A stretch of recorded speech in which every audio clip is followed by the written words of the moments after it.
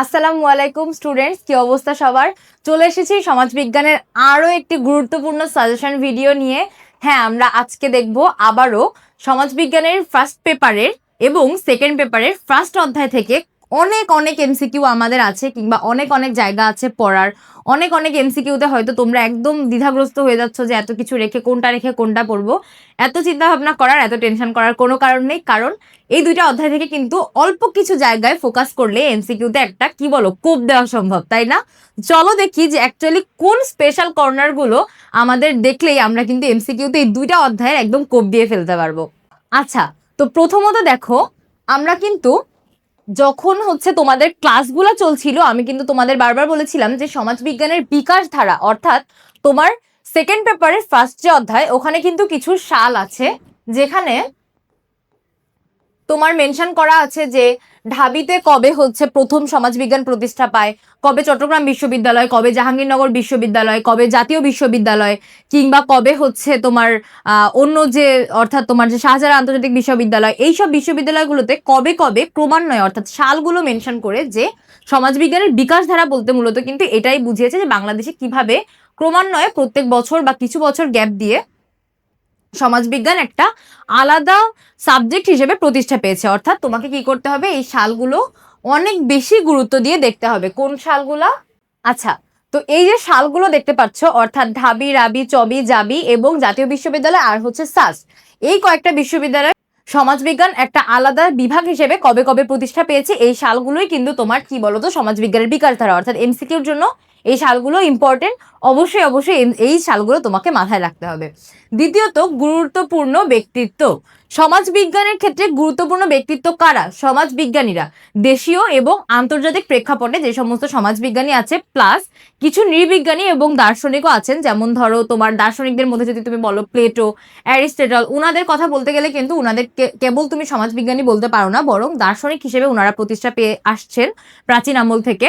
এরপরে ধরো তোমার একদম সব থেকে গুরুত্বপূর্ণ সমাজবিজ্ঞানী যারা আছেন, যে অগাস্ট কোত, এরপরে তোমার এমিল ডুক্রেইম, কার্ল মার্কস, তারপরে ম্যাক্স ওয়েবার, এই ধরনের সমাজবিজ্ঞানী যারা আছেন। এবং বাংলাদেশের প্রেক্ষাপটে অবশ্যই নাজমুল করিমের কথা, তোমার ডক্টর নাজমুল করিমের কথা উল্লেখ করতে হবে। এইভাবে সমাজবিজ্ঞানের প্রসার এবং বিকাশের ক্ষেত্রে যে গুরুত্বপূর্ণ ব্যক্তিত্বরা কাজ করেছিলেন আমাদের দেশীয় এবং আন্তর্জাতিক প্রেক্ষাপটে, তাদের নাম জানতে হবে, প্লাস তারা কিভাবে, অর্থাৎ খুব বেসিকে একটু জেনে নিতে হবে তারা কোন প্রেক্ষাপটে কিভাবে সমাজবিজ্ঞানকে একটা আলাদা শাখা হিসেবে কিংবা আলাদা একটা জ্ঞানের মাধ্যম হিসেবে প্রতিষ্ঠা করেছিলেন। গেল সেকেন্ডটা। থার্ডটা হলো সংজ্ঞা, অর্থাৎ সমাজবিজ্ঞানের সংজ্ঞা কোন কোন সমাজবিজ্ঞানী কিভাবে কিভাবে দিয়েছেন। যেমন আমরা পড়েছি অগাস্ট কোতের সংজ্ঞা, এমিল ডুক্রেইমের সংজ্ঞা, তারপরে কার্ল মার্কসের সংজ্ঞা, ম্যাক্স ওয়েবারের সংজ্ঞা, আরো কিছু সমাজবিজ্ঞানীর সংজ্ঞা আমরা পড়েছি। যখন তোমার এমসিকিউ রিলেটেড সংজ্ঞা বলবে, তখন তোমার এমসিকিউ গুলো কিরকম হবে, অর্থাৎ কোনো একটা সংজ্ঞা দিয়ে তোমাকে বলে দিবে যে উক্ত সংজ্ঞাটি নিচে উল্লেখিত কোন সমাজবিজ্ঞানী। সেক্ষেত্রে তোমার অপশনে থাকবে হয়তো অগাস্ট কোত, এমিল ডুক্রেইম বা আরো সমাজবিজ্ঞানী যারা আছেন তারা। অর্থাৎ এই সংজ্ঞা একদম বেসিক এবং ছোট ছোট যেগুলো গুরুত্বপূর্ণ সংজ্ঞা, আমি ক্লাসে তোমাদের সাথে বলেছি অলরেডি কোন সংজ্ঞাগুলো গুরুত্বপূর্ণ। তোমাদের অলরেডি আমার পিডিএফও সাপ্লাই করা আছে যে কোন সংজ্ঞাগুলো গুরুত্বপূর্ণ এবং কার কার সংজ্ঞাগুলো গুরুত্বপূর্ণ। এইগুলো দেখে নিতে হবে। খুব অল্প কিছু সংজ্ঞা ছিল, ওই সংজ্ঞাগুলা, ওই উক্তিগুলা এবং ওই তত্ত্বগুলা যেগুলো আমি তোমাদেরকে মেনশন করেছি, বারবার হাজারবার মেনশন করেছি, ওই প্রত্যেকটা জিনিস গুরুত্বপূর্ণ, সবগুলো সুন্দর করে মাথায় রাখবে। ইনশাআল্লাহ আমাদের কি তখন এই যে টপিকটা দেখতে পাচ্ছ সংজ্ঞা রিলেটেড এমসিকিউ আমাদের এই যে দুইটা অধ্যায় থেকে আসতে পারে, এই দুইটা জায়গা একদম ক্লিয়ার। ফোর্থ টপিকটা আমাদের কি আছে? বইয়ের নাম।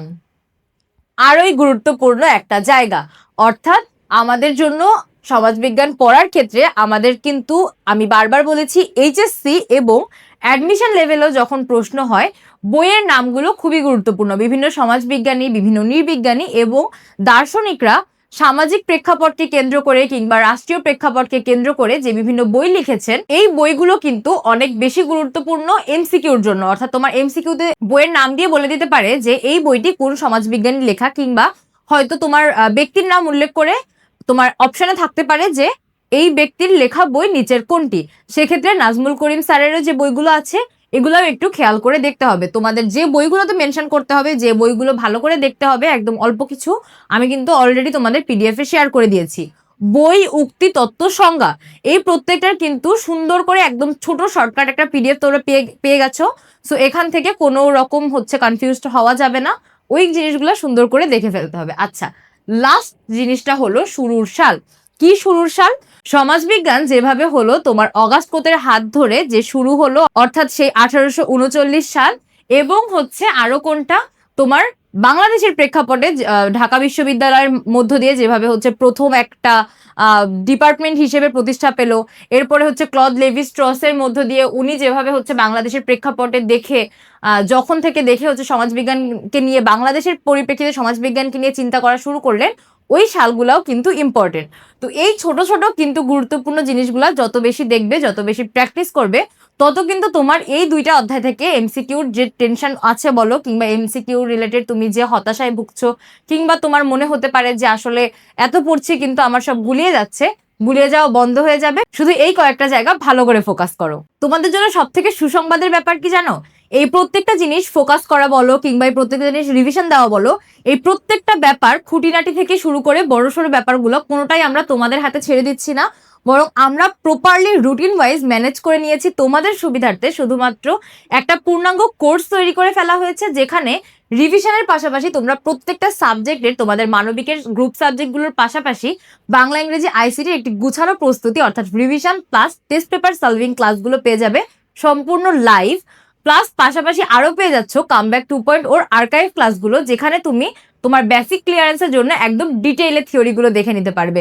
সেক্ষেত্রে যারা হচ্ছে কামব্যাক 2.0 এবং কামব্যাকের স্টুডেন্ট আছো অলরেডি, তাদের জন্য টেস্ট পেপার সলিউশন ব্যাচের কোর্স ফি মাত্র 999 টাকা, এবং যারা নতুন করে ভর্তি হবে, অর্থাৎ আর্কাইভ ক্লাসগুলো পেয়ে যাচ্ছে গিফট হিসেবে, তাদের জন্য কোর্স ফি মাত্র 1999 টাকা। তো মনে হয় আর দেরি করা ঠিক হবে না। আর এখন সব থেকে বেশি যে জিনিসটা দরকার, আমি বারবার তোমাদের ক্লাসের মধ্যেও বলেছি, সেই জিনিসটা হলো তোমাদের পরীক্ষা দেওয়া, নিজেদেরকে যাচাই করা এবং একদম ঝালাই করে ফেলা। এই পরীক্ষার আয়োজনে এডুকেশন তোমাদের পাশে আছে সবসময়, এবং সম্পূর্ণ ফ্রিতে। কিভাবে সম্পূর্ণ ফ্রিতে? হ্যাঁ, 200টিরও বেশি পরীক্ষা দিতে পারবে মানবিকের বিষয়ভিত্তিক সাবজেক্টগুলো সহ। তোমার বাংলা, ইংরেজি এবং আইসিটির প্রত্যেকটা পরীক্ষা তুমি পাচ্ছ একদম তোমার বোর্ড কোশ্চেন, প্লাস হচ্ছে বিভিন্ন কলেজের টেস্ট পরীক্ষার প্রশ্নগুলো সাজিয়ে, এবং মোস্ট গুরুত্বপূর্ণ প্রশ্নগুলো সাজিয়ে, একদম সব থেকে এই মুহূর্তে যে কোশ্চেনগুলো তোমার সলভ করার দরকার, সেই কোশ্চেনগুলোর আন্ডারে তুমি পরীক্ষা দিতে পারবা। কিসের ভিত্তিতে জানো? শুধুমাত্র একটু দোয়া আর ভালোবাসার ভিত্তিতে।